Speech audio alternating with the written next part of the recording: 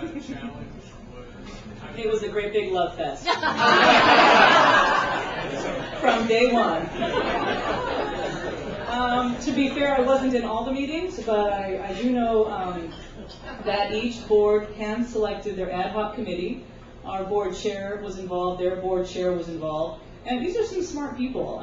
And on the ARC side, they asked some pretty pointed questions. I think initially, culturally the organization's great fit, great fit. Serving people with disabilities, dignity, self-determination, independence, quality of life.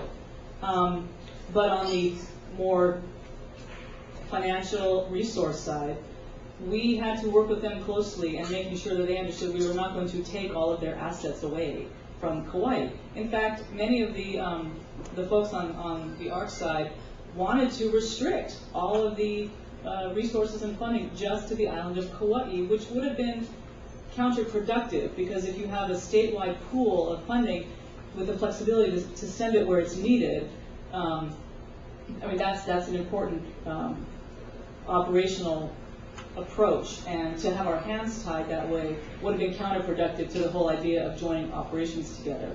So we worked together with them. We came up with a compromise. We've left a pool of funding on the island to stay on the island. And of course, many of their assets are restricted permanently to Kauai. But having those conversations is important, and discussing what is going to stay where and what is going to be sort of taken up to the higher level for the flexibility, especially in these challenging times. I think a fundraiser's ultimate goal or holy grail is unrestricted funding.